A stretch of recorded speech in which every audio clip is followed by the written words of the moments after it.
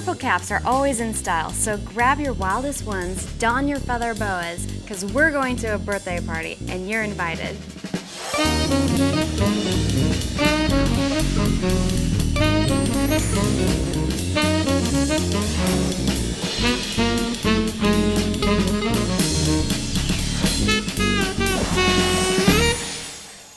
Hi, my name is Jami Peterson, and today I'm going to show you a cool way to house a gift. We're going to be making one for my mother whose birthday is coming up. I'm going to start by showing you how to use this cool bubble paper crimper that I found. This bubble crimper by Marvi Uchida is great because instead of wasting time embossing, I just run my papers through there and it's done. I'm going to first open up the handle like so, and then I'm going to insert my paper in between the rollers. This will take a paper up to 8.5 inches, but I don't need that size. So I'm going to just crimp the paper down and then roll the handle. And I found that this technique works best if you roll the handle back and forth. Then you're going to make a nice deep impression. Another handy tip is to moisten the paper before you put it in, and then it turns out even better. So then, when it comes out, it has this great deep impression already done for you. It's going to be perfect for my party hat portion of the tin. I'm going to now start to make the cone, which all you do is simply roll your cardstock into a cone shape. One thing that helped me out a lot is that I adhered as I rolled, because this cardstock is rather thick and it has a tendency to pop open if you don't adhere it.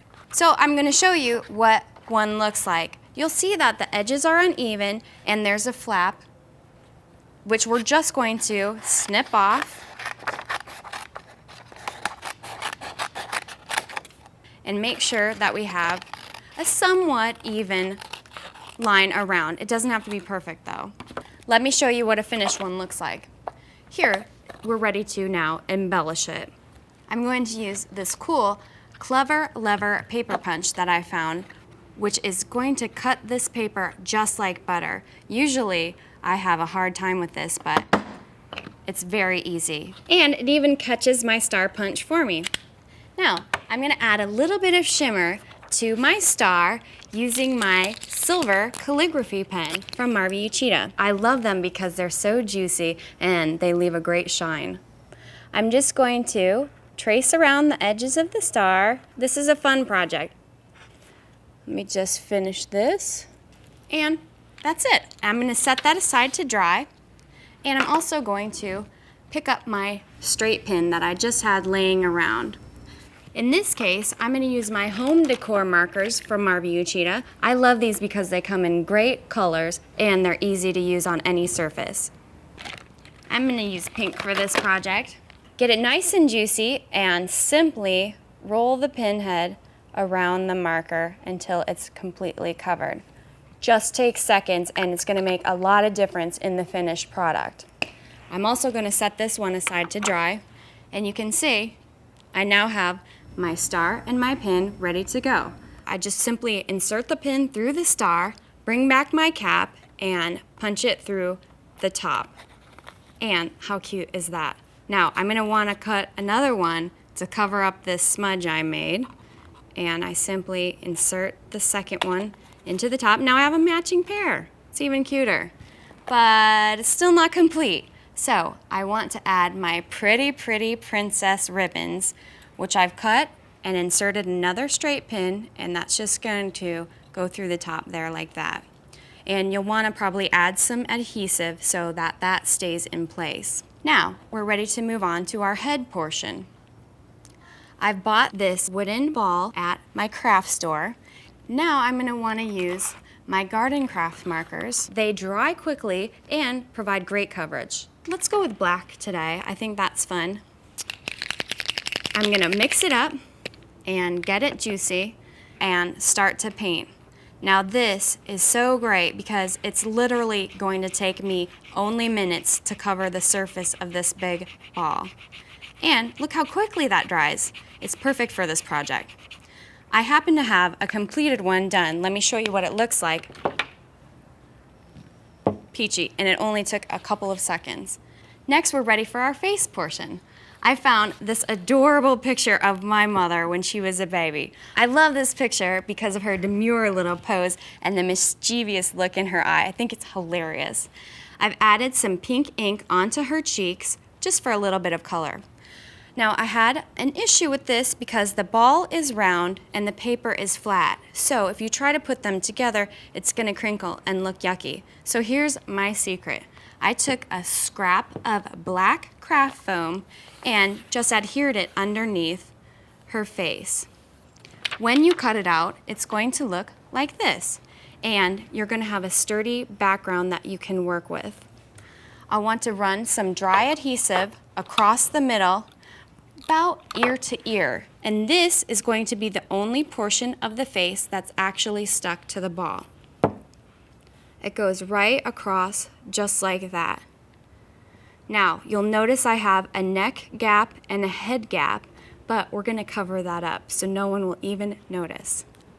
The first thing that you'll need is a piece of frilly ribbon, which I have dry adhesive on the back of.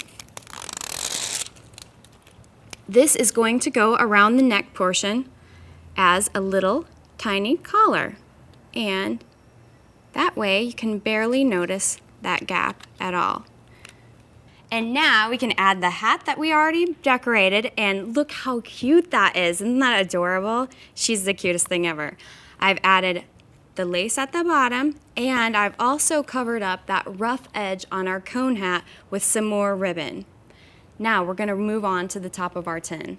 We're gonna use that cool bubble crimper that I showed you earlier, and we're gonna do the same thing this time on a strip of vellum, which I've cut to about 2 inches.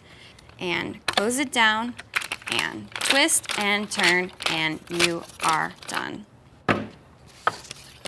Now this is a great impression. It's got a few little crinkles in it, but don't worry about that. That's going to add to our texture and our design in just a second. Now I want to add a little bit of color, so I'm going to bring back my home decor marker and start to trace around the lines of the bubbles. Don't worry about being perfect with this. It's definitely not supposed to be perfect. It's just quick and easy to add a little bit of color. I have one finish that I'll show you, like so. Now, the fun part of this is we're gonna add a little bit of sheen to it with some wire-rimmed ribbon. I've also added adhesive to this, and I'm simply going to stick the vellum to the ribbon, like so. Easy and fun. And now I'm going to show you how to make the pleats of the collar. This is going to be so easy with this wire-rimmed ribbon. All I have to do is start to make folds, and I'm going to fold not only the ribbon but the paper as well. And you want to go about every ½ inch or so. It's not a perfect process, so don't worry about getting out the measuring tape. And you're going to continue all the way along the length of the ribbon. And we're going to do this around the top of our tin, just like so. Run some dry adhesive along the bottom edge, and all I'm going to do is line up the edge of the ribbon with the edge of the tin. Now you'll notice it's going to take one more strip of this paper ribbon to complete the top. But once you have all your pieces in place, simply add another line of adhesive and lay this flat. I'll show you our finished piece over here. We've also added a matching round of ribbon that's going to blend right into this